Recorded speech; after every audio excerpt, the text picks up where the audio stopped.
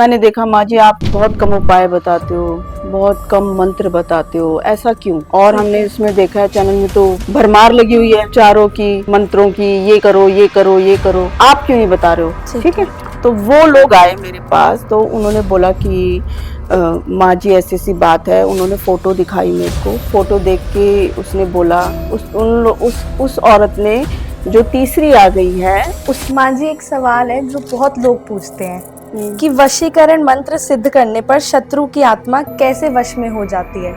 मतलब लोगों के बहुत सारे सवाल आते हैं, हमारी पत्नी इधर जा रही है उधर जा रही है, इसको वश में करना है, तो समझ नहीं आता क्या मतलब असली में वशीकरण होता है? वशीकरण बेटा होता है, हम वश में किसी को भी कर सकते हैं, एक जानवर को भी कर सकते हैं, इंसान को भी कर सकते हैं। वो कैसे कर सकते हैं? देखिए पहले तो होता है स्नेह। सबसे बड़ा अगर ऊपर वाले ने कुछ दिया है तो क्या दिया है? स्नेह। ठीक है, हम पहले उसको स्नेह से, प्यार से, प्रेम से उसको अपनाएंगे। मानेगा ठीक, नहीं मानेगा तो भी ठीक। फिर दूसरा ये बोलते हैं कि साम दाम दंड भेद, कि जब हमारी कोई चीज बिगड़ रही होती है, घर बिगड़ रहा होता है या बिजनेस बिगड़ रहा होता है, व्यापार बिगड़ रहा होता है, फिर क्या करता है इंसान? फिर साम दाम दंड भेद अपनाता है। साम दाम दंड भेद का मतलब है कि इसमें कोई भी वो नहीं है, मतलब रुकना नहीं है, मतलब कुछ भी कर सकते हैं, स्टॉपेज नहीं है इसमें। हम मार भी सकते हैं, हम उसको खिला भी सकते हैं, पिला भी सकते हैं, बंधवा भी सकते हैं, जो भी नेगेटिव चीज है दुनिया भर की वो करते हैं। तीसरा ये होता है, जैसे पहला तो मैंने आपको बता दिया स्नेह, दूसरा हो गया ये कि भाई साम दाम दंड भेद से वशीकरण कर भाई करो।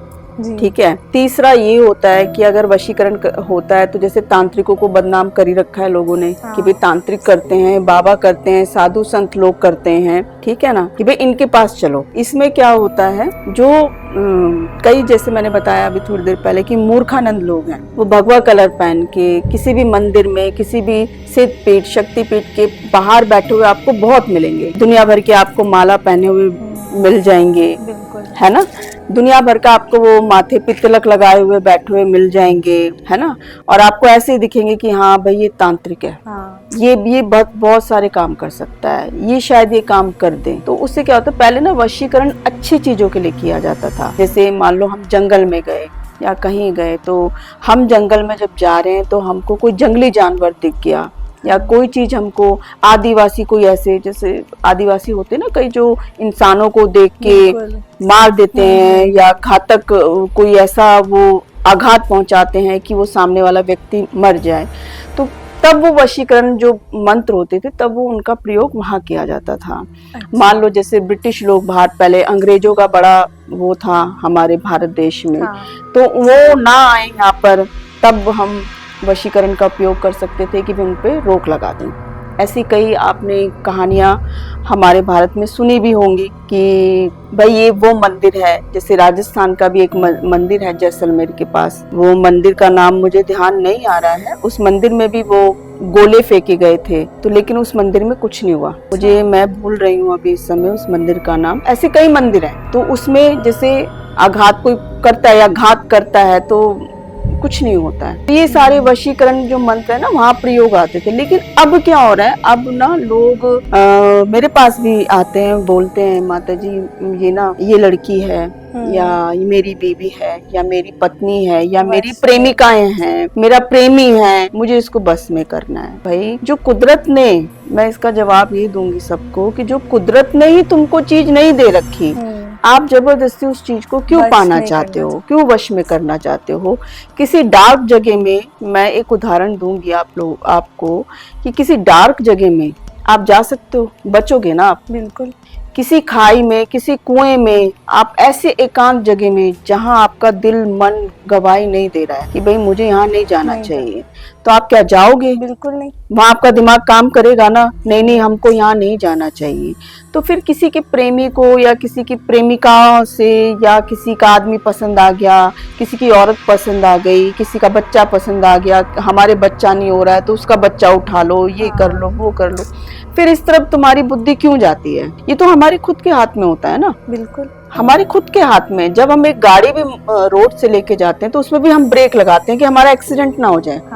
तो ऐसे ही ये जीवन है, तो इसमें पग पग पे ना एक्सीडेंटल मतलब कुछ ना कुछ अच्छी चीजें भी होनी है, कुछ बुरी भी होनी है। तो उसमें ना वशीकरण को भी बदनाम कर रहे हैं ऐसे लोग कि वो होता कुछ नहीं है। वशीकरण ऐसा नहीं है। वशीकरण को मैं भी करती हूँ, लेकिन मैं ओपन में या खुले में नहीं बताती हूँ कि वशीकरण कैसे किया जाता है। लेकिन जब वो व्यक्ति, जब वो मेरे पास आते हैं, मैं उनके बारे में सुनती हूँ, उनके बारे में जानती हूँ पूरी जांच पड़ताल के साथ कि ये व्यक्ति सही बोल रहा है, सच में इसकी पत्नी परेशान कर रही है, या सच में ये प्रेमी या प्रेमिका आपस में इनके बीच में कोई तीसरा भी आ गया है, या पति पत्नी के बीच में कोई तीसरा आ गया है, या A to Z कोई भी आ गया हो, तो तब हम उस काम को करते हैं, लेकिन अच्छे तरीके से, जो उसके फायदेमंद में रहे, जो उसके लिए फायदा रहे। मान लो बच्चे हैं परिवार में और वो औरत कहीं और चली गई है ना, वो आदमी आया हमारे पास, माता जी देखिए, हाँ ये देखिए मेरे बच्चे हैं छोटे छोटे, तो हम तब काम करते हैं, क्योंकि मैं बच्चे भी देखती हूँ, मैं परिवार भी देखूंगी, मैं उसकी औरत को भी देखूंगी। और अगर वास्तव में वो औरत नालायक है, बिल्कुल बेकार है, तब मैं उसको बोल दूंगी कि जब तेरी औरत ही बेकार है, किसी तीसरे चौथे पांचवे व्यक्ति के पास जाके उसने अपनी ऐसी तैसी करा ली, खराब करा ली जिंदगी, तो उसको क्या रखेगा? पत्नी बनने लायक तो रह ही नहीं गई ना। ऐसे आदमियों पर है कि अगर आदमी भी कहीं 3 4 5 6 जगह चले गए, फिर तुम उनके लिए वशीकरण कराते फिरो कि वो वापिस आ जाए, वापिस आ। अरे भाई वो गंदा तो हो ही गया ना। तुम आज के समय की नारी बनो, आज के समय में बोल्ड बनो, भाई उसको त्याग दो, चाहे वो औरत हो चाहे वो आदमी। लेकिन जब हम करते हैं तो मैं पूरी चीजों को नजर में रख के, पूरी चीज उनकी जान के कि भाई ये सही बोल रहा है या गलत बोल रही है, गलत बोल रहा है या क्या है, इसके बीच की कहानी क्या है, तो तब हम जाके उस काम को करते हैं। अन्यथा मैं उस कार्य को हाथ भी नहीं लगाती। तो जो लोग करते भी है ना ये वशीकरण, जो तरह तरह के लोग लेकर आते हैं चीजें, तो वो करनी भी नहीं चाहिए। बिल्कुल, वो बिल्कुल सही भी नहीं है, सही चीज नहीं है वो। तो माँ जी ऐसा कभी हुआ है कि आपके पास कोई आया हो कि इसको वश में कराना है, या फिर वश में कोई हो गया तो उससे बचना है, तो ऐसा हुआ है? या फिर मतलब पता कैसे चलता है, उनके सिम्टम्स कैसे पता चलते हैं कि ये वश में हो गया है या इसको बचना है? देखिए बेटा, सबसे पहले तो ये कि जिसपे वशीकरण हो जाता है ना, वो हमारे पास नहीं आते। अच्छा, ठीक है ना। मान लो किसी का आदमी को किसी ने वश में कर लिया है, कैसे भी करके, साम दाम दंड पे, जैसे मैंने बोला आपको, कर लिया, वो तो आएगा नहीं हमारे पास। या तो उसकी औरत आएगी या फिर उसका आदमी आएगा, दोनों में से, पति पत्नी या प्रेमी प्रेमिका में से किसी ने भी किसी को बस में कर लिया है, तो दोनों में से एक ही आएंगे ना। रही बात सिम्टम साइन की, बात ये होती है बेटा, जब वो चला ही गया किसी के पास, तो सिम्टम तो यही है ना कि भाई उसने बस में कर लिया, यही बोलेंगे ना कि भाई उसने उसको बस में कर लिया। ये अभी 10 दिन पहले भी मेरे पास केस आया है, पिछले महीने भी 5 केस आए हैं मेरे पास। इसमें कई केस ऐसे थे, 2 केस झूठे थे जिसमें मैंने मना कर दिया, 3 केस ऐसे थे जिसको, ये पिछले महीने की बात है, 3 केस ऐसे थे, उसमें मैंने सारी डिटेल उनकी निकलवाई कि ये सच बोल रहे हैं या झूठ बोल रहे हैं। उसमें से एक केस तो ऐसा था, ये आपका इधर की पत्नी कौन सा गांव है, हरियाणा साइड के, इधर की साइड का था। तो वो लोग आए मेरे पास, तो उन्होंने बोला कि माँ जी ऐसी ऐसी बात है। उन्होंने फोटो दिखाई मेरे को, फोटो देख के उसने बोला, उस औरत ने जो तीसरी आ गई है उसकी भी फोटो दिखाई कि माँ जी ऐसी ऐसी बात है, ये है, तो मैं इसको चाहती हूँ तो ये आ जाए। बहुत रो रही थी। मैंने उसको यही बोला, मैंने उसकी फोटो देखी लड़के की, उसके पति की, बेटी देखी, 13-14 साल की बेटी छोड़ के चला गया वो। वो पढ़ने गया था बाहर, पढ़ने के बहाने से वो वहाँ पे शादी कर लेता है अपनी बीवी को बेवकूफ बनाकर। फिर उसमें कमियां निकालना शुरू कर देता है कि भाई तू सुंदर नहीं है, तू पढ़ी लिखी नहीं है, तू ये नहीं है। फिर वो उसमें खामियां निकालनी शुरू कर दी उसने। अब वो औरत आती है मेरे से, बोलती है कि माँ जी आप कुछ करके, कैसे भी करके उसको आप ले आओ। जब मैंने उस लड़की की फोटो देखी, उसके आदमी ने जिससे शादी करी, वो बहुत सुंदर थी, बहुत ही सुंदर थी। और वो जो लड़का था वो IT में पढ़ता था। अब वो जो भी कमाता है, जो भी है, वो नेचुरल है, उसको देगा। अब जो उसकी पहली बीवी थी वो मुझे बोलना नहीं चाहिए भाई, देखिए सुंदरता ऊपर वाले की देन है। अब उसके आगे वो जो पहली वाली औरत थी वो कुछ भी नहीं थी, कैसे भी नहीं थी, लेकिन उस आदमी ने उस औरत को कुछ नहीं समझा, लेकिन उससे बच्चा पैदा कर लिया। हाँ। आज वो बच्चा 14 साल का है, वो भी बेटी 14 साल की है। फिर मैंने उसको बोला, मैंने कहा तू इसके पीछे क्यों पड़ी हुई है? कह रही नहीं बेटी है। मैंने कहा कितना समय हो गया? तो बोलती है कि इसको गए हुए ना 5 से 6 साल हो गए। मैंने कहा 6 साल में उसने बेटी से कितने पूछा? कह रहे उसको बेटी से कोई मतलब नहीं है, उसने हमारे नंबर ब्लॉक में डाल दिए, उसका कोई लेना देना नहीं है। अच्छा। तो मैंने कहा अब आप क्या चाहते हो? कह रही मैं चाहती हूँ कि वो आ जाए। मैंने कहा बेटा देखो, हम 24 से 72 घंटे लगेंगे, वो आ जाएगा आपके पास। आ तो जाएगा, लेकिन आपकी दिल गवाही देगी कि आप झूठी थाली में खाना खा सकते हो। मैंने कहा आपका कोई ईमान धर्म है? आपका कुछ तो ईमान धर्म होगा कि एक थाली गंदी आ गई है आपके पास, आप उसको साफ करके फिर उस पर खाना खाओगे, आपका मन मानेगा? तो कह रही नहीं लेकिन बच्चा। मैंने कहा जब उसने बेटी नहीं देखी, आज बेटी इतनी बड़ी हो गई है, बेटी कॉलेज में भी जाने लग गई है, बहुत बड़ी होगी, 14 से 15 साल की लड़की होगी शायद, नहीं 10th या 11th में होगी। मैंने कहा बड़ी हो गई है।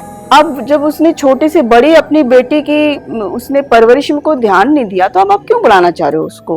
और वो आ भी जाएगा, लेकिन वो आपकी तरफ ध्यान नहीं देगा, वो एक निर्जीव चीज की तरह है। वो इतना ही आपके पास था, जीवन था, खाना पानी दाना पानी जो बोलेंगे वो इतना ही था, इसके बाद आपके पास कुछ भी नहीं है।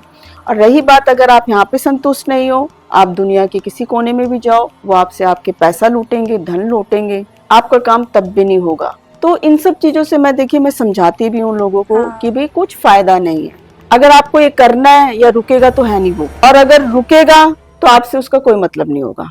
आप सब चीजों को प्रैक्टिकल भी देखो कि जब उसने छोटे से बड़ी होते हुए अपनी बेटी पे ध्यान नहीं दिया, आपको अकेला छोड़ दिया, आप अपने भाई के अपने घर परिवार से अपना गुजारा भत्ता जो भी चला रहे हो, आप इसको क्यों वो करो? आप भी उसको अलग करो।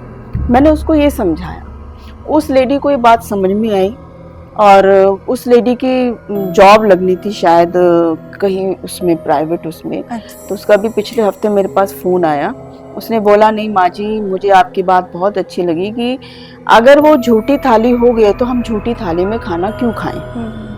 आप लोग नहाते हो, धोते हो, इतना अच्छा कपड़ा पहनते हो, कई बार लेडीजों की आदत होती है अभी उस कपड़े को बार बार नहीं पहनते हैं, कपड़ा नया भी खरीदते हो, ठीक है ना, तुम आज की समय की नारी हो, बदलाव लाओ ना। जब उसने आपको ठोकर मार दी तो आप भी ठोकर मारो उसको, बेटी से, बेटी को इस लायक बनाओ कि बेटी उसको बाप बोलने से मना करे कि भाई तू मेरा बाप नहीं हो सकता। दूसरा ये, मैंने कहा बेटा कहीं ना कहीं कभी ना कभी ऊपर वाला देखता है, वो उसको इसकी सजा जरूर देगा। मैंने उसको बोला कि उसको ना बच्चे नहीं होंगे अब, तो उसने बोला हाँ माँ जी आप बिल्कुल सही बोल रहे हो, 6 से 7 साल हो गए उसको, उस औरत से बच्चे नहीं हो रहे। अच्छा। हाँ बच्चे नहीं हो रहे हैं। तो मैंने कहा बेटा ऊपर वाले की मार कहीं ना कहीं ये कर्म है, ये घूम के जरूर आते हैं, वो चाहे जितना अलग हो जाए, जितनी वो सुंदरता के पीछे पड़ जाए, लेकिन आप जैसी घर को संभालने वाली, बच्चों को संभालने वाली है, सास ससुर को संभालने वाली लड़की नहीं मिल सकती उसको। वो कभी ना कभी आएगा, लेकिन बहुत समय, बहुत जब उसको वहां से ठोकर लगेगी। लेकिन आपका फर्ज बनता है, जब आपने इतना समय जब निकाल दिया तो आप उसको लात मारो, ठोकर मारो और आप आगे बढ़ो।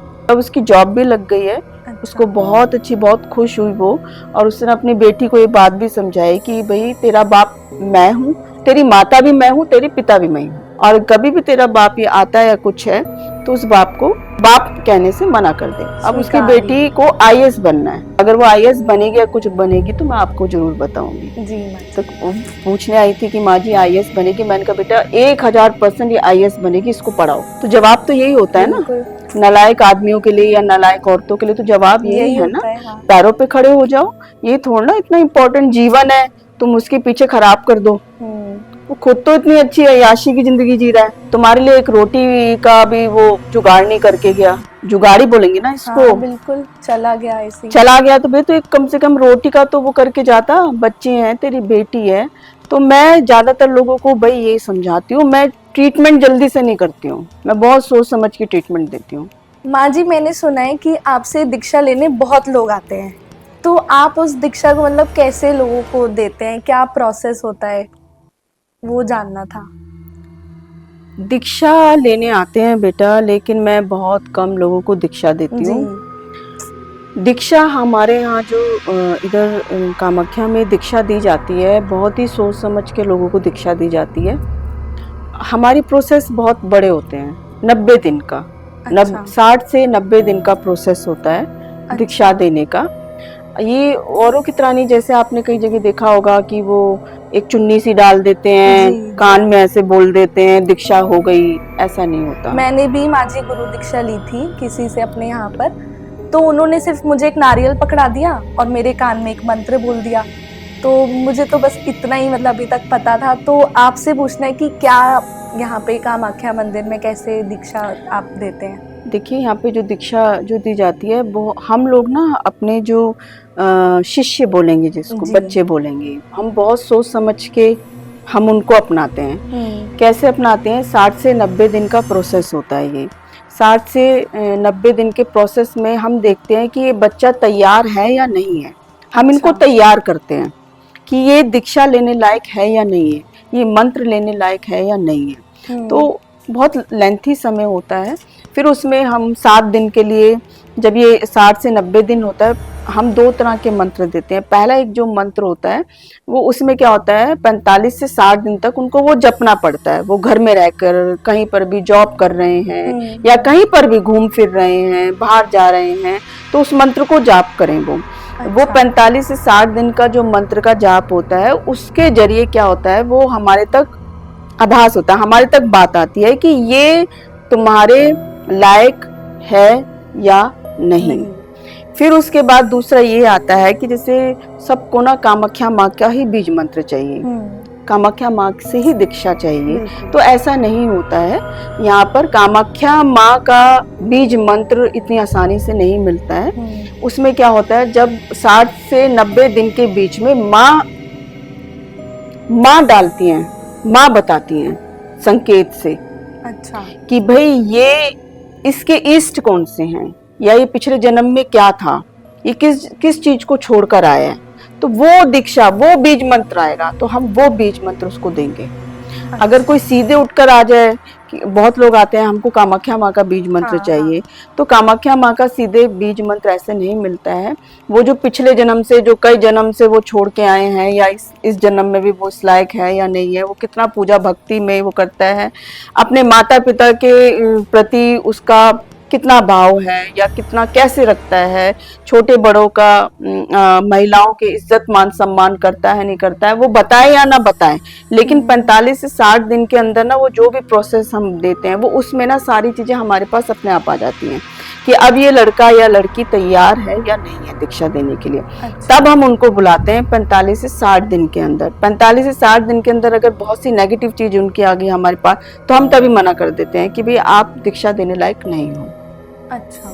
और अगर 45 से 60 दिन से ऊपर अगर हमारे पास उसकी पॉजिटिव चीज आई कि ये सोल अच्छी है, ये आत्मा अच्छी है, बहुत अच्छी आत्मा है, तो तब हम उनको कहते हैं कि बेटा आप पास हो गए हो, हम आपको दीक्षा देंगे। फिर वो 7 दिन का प्रोसेस होता है। 7 दिन के लिए उनको यहाँ आना पड़ता है, आना पड़ेगा। उसमें 2 दिन का फास्टिंग होता है, निर्जला होता है। 2 दिन के लिए उनको उसमें सिर्फ चावल भात वगैरह जो होता है वो खाना पड़ता है। तो ऐसे होता है, 2 दिन पूजा रहती है। वही जैसे मेरे साथ हुआ, तो ऐसे कई लोगों के साथ इतनी सी टाइम में जैसे नहीं ऐसा नहीं होता है बेटा। हमारा यहाँ प्रोसेस ना बहुत ही अलग है और लंबा है, बड़ा है। हम जल्दी से कान में ऐसे करके या बुलाकर हम ऐसे दीक्षा नहीं देते हैं जी।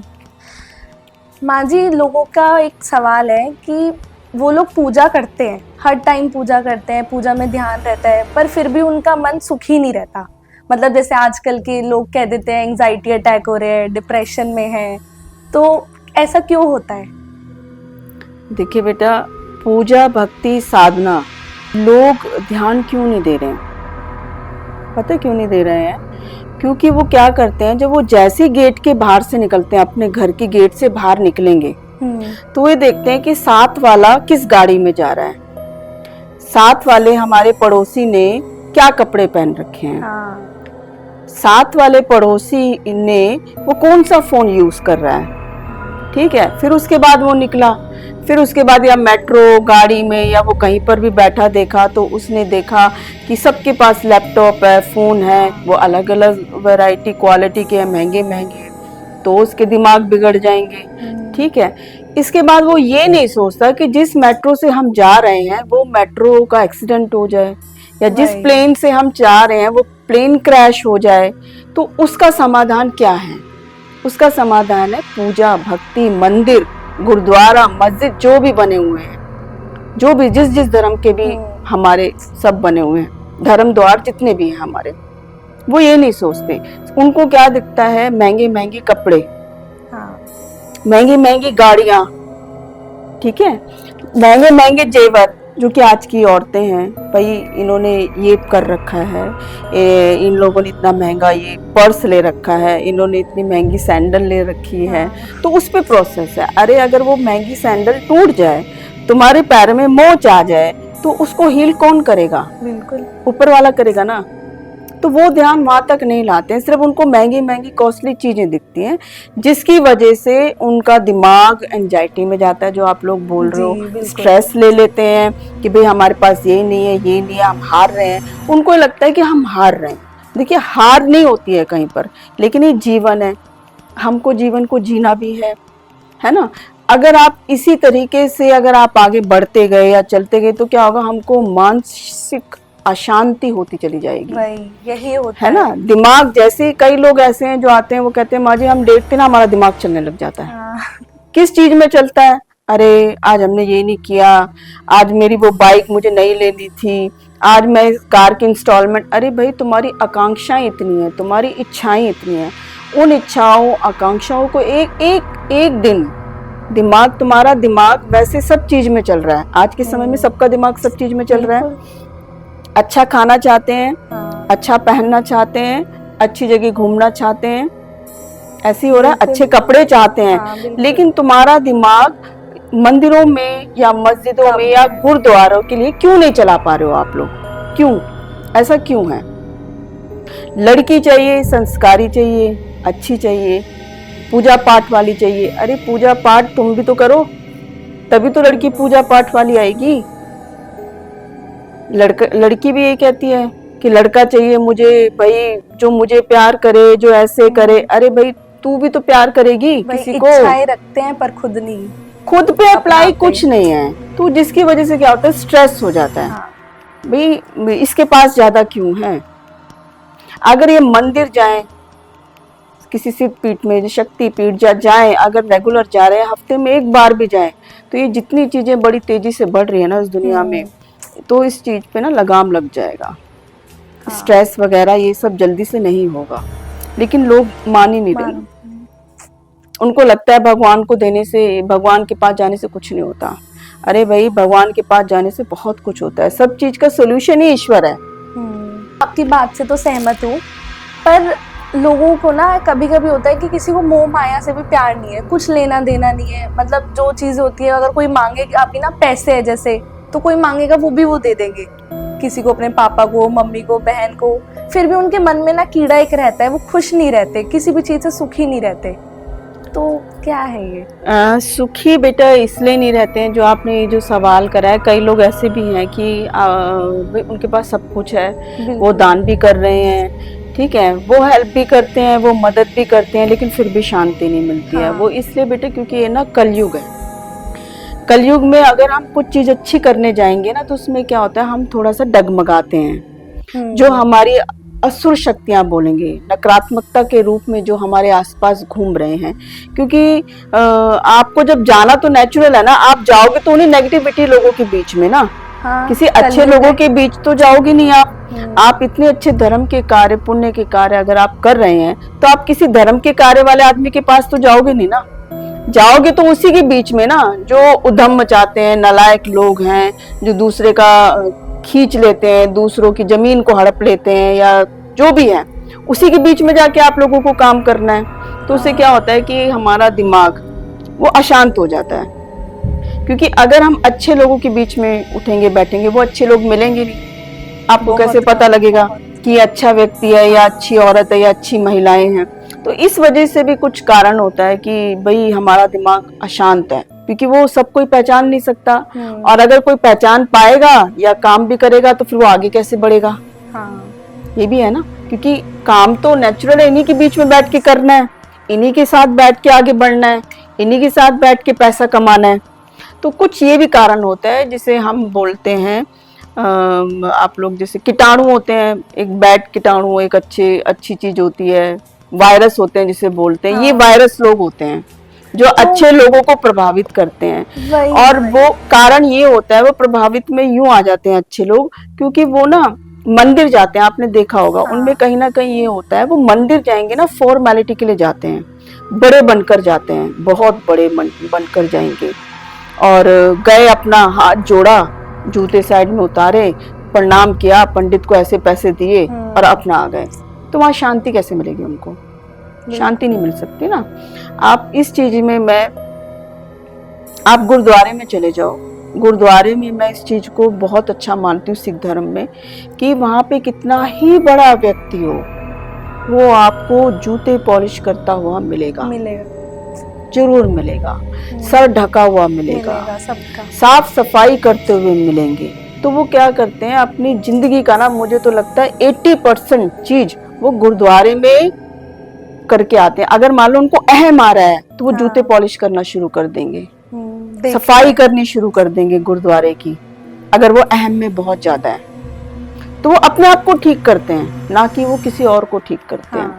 तो ऐसे हमको भी, जो हमारे धर्म में है, हिंदू धर्म में है, सनातन धर्म में, और भी अन्य धर्म है, अन्य धर्म का तो मैं खैर नहीं बोलती हूँ, अपने धर्म की बातें कर रही हूँ। अगर हमारे धर्म में कोई शांति चाहता है तो मैं सिर्फ ये बोलूंगी कि भाई हमको ना, जो हमारे मंदिर बने हुए हैं, ऐसे तो देखिए शक्तिपीठ बने नहीं है धरती में, कोई कारण ही है ना।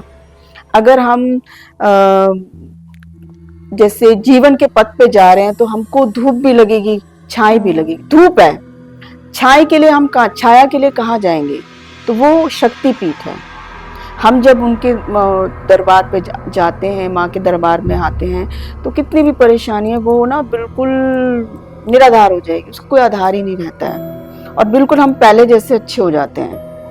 तो जो अच्छे लोग हैं ना, जो आपने बोला है कि भी अशांति नहीं मिलती, मतलब अशांति शांति कुछ भी बोल दो नहीं मिल रही है, तो उसका यही कारण है कि आप मंदिर जा रहे हो, लेकिन मंदिर को ना मंदिर समझ के नहीं जा रहे हो, वो भी बिजनेस समझ के जा रहे हो कि हाँ भगवान है, प्रसाद चढ़ाना है, या VIP वो लिया पास, ठीक है, 1000 रुपए दिया, या 2 करोड़ रुपए डाले, या 2 रुपए डाले, या 2 लाख रुपए डाले और अपने आ गए। ये नहीं, मंदिर आए, भगवान को किसी पैसे से की कमी थोड़ना है, भगवान ने तुझे बनाया इस लायक है, तो भगवान को भगवान की दी हुई चीज क्यों दे रहा है? भगवान को चाहिए तेरा मन, तेरी श्रद्धा, तेरा समर्पण, ये चाहिए ईश्वर को। तो वहां आओ, यहाँ आओ, बैठो। तुम बैठते भी नहीं हो तो शांति कहाँ से मिलेगी? शांति बड़ी चुलबुली होती है ना। शांति को शांति चाहिए तो उसको मनाना पड़ता है, उसको मन ही मन में याद करना पड़ेगा, उसके लिए आपको बैठना पड़ेगा मंदिर के अंदर, मंदिर की थोड़ी बहुत सेवा भी करनी पड़ेगी, तो तब जाके आपको शांति मिलेगी। तो ऐसे कई लोग हैं भटक रहे हैं, जो सब कहते हैं कि हम तो बहुत कुछ कर रहे हैं, सब चीज मिल रहे हैं, लेकिन मन दिमाग शांत नहीं है। बहुत है ना। तो ये छोटा सा मतलब एक वो है, अगर वो इस नियम का पालन करते हैं तो क्यों नहीं मिलेगी शांति? 1000% मैं बोल रही हूँ, जरूर शांति मिलेगी, अच्छा भी लगेगा। और आप 2 लोगों को 10 लोगों को समझाओगे भी कि भाई आप ऐसे से काम करो। माँ जी, जैसे बड़े बुजुर्गों का सवाल आता है कि ये इस चक्र से, जो जीवन मृत्यु का चक्र होता है, इससे कैसे हटे, दूर भागे? मतलब कोई लोग मरता है फिर कहते हैं कि पुनर्जन्म होता है, तो क्या होता है मतलब असलियत में? देखिए बेटा, आपको भी नहीं पता लग रहा है कि आप क्या पूछना चाहते हो। बिल्कुल, क्योंकि हाँ जी, है ना बेटा, देखो जीवन मृत्यु इस धरती पे किसी को ये नहीं पता कि ये धरती कैसे बनी। आपको पता है? नहीं। ठीक है ना, किसी को भी नहीं पता, ये सब ऊपर वाला जानता है। परमात्मा जानता है, ठीक है ना। ईश्वर जानता है कि ये धरती कैसे बनी, ये नेचर, ये प्रकृति कैसे बनी है हम लोगों की, ये कैसे बनी है। और दूसरी बात, जीवन और मृत्यु, इसका ये चक्र कैसे है कि भाई जीवन भी है फिर मृत्यु है, जीवन भी है फिर मृत्यु भी है, फिर पुनर्जन्म भी हो जाता है। तो ये सारे कर्मों का खेल है। कर्म ऊपर वाले के हाथ में है, मैं तो इसे खेल बोलती हूँ। कर्म जो होते हैं ना, कर्म, ये ऊपर वाले, जैसे हम लोग नीचे धरती पे हम लोग बैट बॉल खेलते हैं। हाँ। तो आप बॉल को जितनी दूर फेंक के मारोगे, या बैट फिर उसको फेंक के मारे, बैट उसको उतने उससे करेगा, फिर वो बॉल लेकर आएगा, फिर वो क्रिकेटर ऐसा होता है वो फिर उसको मारता है। ऐसे ईश्वर करता है हम सब लोगों के साथ में। हम ना कर्म के रूप में हम उनके लिए बॉल है, और वो कर्म रूपी बॉल है। वो क्या करते हैं, हम उनके लिए खेल हैं। कहते हैं ना हार्ड मास के बने हुए हम लोग। कई लोग चेस खेलते हैं, आपने देखा होगा। चेस खेलते हो आप? जैसे चेस खेलते हैं तो चेस में भी यही होता है, राजा रानी, बहुत सी चीजें होती हैं उसमें, ये घोड़ा वोड़ा जो भी है, तो ऐसे खेलते हैं ना। तो ये पूरी धरती ना ऊपर वाले के लिए एक चेस की तरह है। वो ना ऊपर वाला, ये मैं सोचती हूँ ऐसे कि वो ना एक चेस की तरह हमको प्रयोग करता है ऊपर वाला। अच्छा। उसके लिए उसने कर्म के बॉल बना दी है कि उसको जिससे जिताना है या जिसको हराना है, वो बॉल से बैट मारता रहता है। मतलब बैट मारने का मतलब है जन्म, अगला जन्म देना, कि भाई हमने इसको एक वो मारा, बैट से मारा, मतलब ये जन्म उसको समझ में नहीं आया तो उसने अगला जन्म दे दिया। तो उसके लिए उसको मारना पड़ेगा ना, मृत्यु तो देनी पड़ेगी ना। हम लोगों के लिए तो वो जन्म मृत्यु है, लेकिन ऊपर वाले के लिए जन्म मृत्यु थोड़ा ना है वो। ऊपर वाला तो ये है ना कि भाई इसको समझ में नहीं आया, चलो उठा लो, फिर दोबारा इसको तैयार करते हैं हम। लोग बोलते हैं पुनर्जन्म होता है, वो इसलिए होता है कि जो हमारे कर्म होते हैं, जो हमने पिछले जन्म में कर्म किए होते हैं, वो उसको भुगतने के लिए हमारा पुनर्जन्म भी इसलिए होता है बेटा। पुनर्जन्म भी ये है कि मान लो अगर हमने कोई कर्म करें और हमारी मौत उस वक्त ऐसी हो जाती है। पुनर्जन्म कब होते हैं? पुनर्जन्म जब होते हैं जब हम आत्महत्या कर लेते हैं, या किसी ने किसी को मार दिया, किसी को मर्डर कर दिया। तो वो क्या होता है, जो उसके अंदर की सोच होती है ना, वो आत्मा मरते वक्त, जिस वक्त वो इंसान मरता है जी, वो जो सोच रहा होता है, उस लास्ट जो आस होती है, जो इच्छा होती है, उसकी वजह से ऊपर वाले को उसको दोबारा जन्म देना पड़ता है। अच्छा। कि भाई ये क्योंकि मरा नहीं है, या तो ये धन्यवाद बोले ऊपर वाले को कि भाई आपने अब तक जो भी मेरे को दिया आपका लाख लाख शुक्रिया। तभी कहा जाता है ना कि हे ईश्वर, आपका लाख लाख शुक्रिया, आप बहुत बहुत धन्यवाद है, मैं माफी भी मांगता हूँ, चाहता हूँ, आपने जो कुछ दिया है वो किसी को भी नहीं दिया। अगर हम लोग मैच करें तो ये सब चीज हम ईश्वर को बोलते हैं। हाँ। तो लेकिन जब मरता है ना इंसान, मरते के वक्त वो इंसान क्या करता है, अरे मेरी तो बीवी यहाँ रह गई, मेरा बच्चा ये रह गया, मैं तो मर गया, अब मैं क्या करूं? तो उसको ऊपर वाला नहीं अपनाता है कि उसका मोह लगा हुआ है। हाँ, वो मोह लग गया उसका, फिर वो अपनाता नहीं है, फिर वो उसको दोबारा जन्म देगा। जन्म देने में उसको क्या होता है कि वो जो चीजें रह जाती हैं, वो जिस जगह को वो छोड़ के आया है, फिर वो उस जगह को याद रहती है, उसको वो यादें होती है ना, मेमोरीज, वो याद रखता है कि भाई मैं तो इस घर में आया था, ये हुआ था। तो वो थोड़े से समय के लिए वो चीजें रहती हैं, क्योंकि वो उनके भाग्य में लिखा है। उनके भाग्य में जो पैसा, धन, दौलत, जो भी रजिस्ट्री, जो भी वसीयत है, तो उसका खुलासा कौन करेगा? वो तो मर गया इंसान, तो वही करेगा ना। तब उसका पुनर्जन्म होता है, वो दोबारा जन्म लेता है। फिर वो उसका जो भी कार्यकाल रहता है ना, इतने से थोड़े तक में, फिर वो अपनी जिम्मेदारी को निभाता है। तो लेकिन उसको जिम्मेदारी निभाने के लिए भी उसे बहुत सारी चीजें असलियत बतानी पड़ती हैं। हाँ। कि मैं यहाँ था, तूने ऐसा किया, मैं ऐसे मर गया, मुझे उन लोगों ने पकड़ा, ये करा। तो ये सारे ना ऊपर वाले की खेल है, ऊपर वाला खेल खेलता है। पुनर्जन्म हर किसी को नहीं मिलता ना। बिल्कुल। आपने बहुत कम सुना होगा कि भाई इसका ये पुनर्जन्म है। हाँ, सुना है ना, कि भाई ये पुनर्जन्म ले रहा है, ये अपना ये निपटाने आया, ये अपने कर्म को वो पूरे करने आया है, तो ये होता है। तो सबसे अच्छा ये है कि जब हम लोग मरते हैं या आखिरी सांस लेते हैं, जब हमारी अंतिम यात्रा रहती है, उस समय सबको सब चीज त्याग के, कोई किसी का नहीं है, माँ बाप, भाई बहन, बेटा, कोई किसी का नहीं है। मरते वक्त सिर्फ ईश्वर से बोलो, तेरा बहुत बहुत शुक्रिया, तूने इतना अच्छा हमको दिया, सब कुछ दिया। और अगर हम चलो कितनी चोट खाकर भी हम जी रहे हैं, जीवन हमारी संघर्ष में निकला है, लेकिन तब भी आप शुक्रिया बोलो कि तूने इतना सब कुछ दिया है, उसका भी बहुत बहुत शुक्रिया है। वो किस लिए कि ईश्वर क्या करता है, जब हमको अगला जन्म, हमको नहीं पता ना, आपको नहीं पता, मुझे नहीं पता कि हमारा अगला जन्म होगा या नहीं होगा, लेकिन जब हम शुक्रिया करते हैं ईश्वर का, या आज आप मेरे से शुक्रिया करते हो, तो मैं चाहूंगी नहीं इस लड़की ने मेरे को शुक्रिया करा है बेवजह, मैंने तो कुछ किया भी नहीं अभी तक इसके लिए, तो मैं आपको बहुत सारी चीजें देके विदा करूंगी जी। तो ऐसे ईश्वर है। तो जब हम उनका शुक्रिया करते हैं मरते वक्त में, लास्ट में, वो ऊपर वाले को भी थोड़ा लगता है अरे बच्चा तो मेरे को शुक्रिया बोल रहा है, अभी तो मैंने इसे कुछ दिया ही नहीं है, और ये शुक्रिया बोल रहा है, और इसके दिन खत्म हो गए। फिर अगला जन्म होता है, फिर वो उसमें बहुत सारा उसको भर भर के, झोली भर के उसको अमीर घर में पैदा कर देता है कि भाई जा, जो तूने मेरे से मांगा, ये अमीर घर में उसको पैदा कर दिया। यही होता है ना। और जो बिल्कुल नालायक होते हैं, जो गंदे होते हैं, जो रेपिस्ट होते हैं, जो मर्डर करते हैं, जो माता पिता की सेवा नहीं करते हैं, जो जानवरों का अपमान करते हैं, जूते वगैरह लातों से जो जानवरों को मारते हैं, वो फिर गरीब अवस्था में पैदा होते हैं, जिनको हम गरीब बोलते हैं। अच्छा, आपने सुना होगा ना, ये गरीब कभी अमीर बनते हुए देखा आपने? आज तक नहीं देखा होगा आपने। गरीब गरीब ही है कि भाई ये फलाना गरीब, ये गरीब, ये गरीब, उस गरीब के उससे आप कभी, आपको पता लगेगा अमीर हो गया ये नहीं। अगर वो अमीर बन भी गया ना, वो कुछ समय के लिए है, लेकिन वो वापस उस गरीबी में जरूर आएगा। अच्छा, जरूर आएगा। ऐसे आपने कितने चैनलों में देखा भी होगा कि कई बच्चे ऐसे हैं जो छोटे छोटे उसमें एकदम से हाईलाइट हो गए। हाँ, होता है। जैसे उसमें से एक भिखारन, मैं नाम था शायद मंडल रानू मंडल करके एक लेडी थी सिंगर, वो रातों रात वायरल हो गई, बड़ी हिट हो गई, लेकिन वो कुछ समय के लिए थी। हाँ, उसके बाद वो दोबारा उससे भी बदतर जिंदगी में आ गई, क्योंकि वो अपना आपा खो गई, उसको पता ही नहीं था कि कैसे क्या करना है।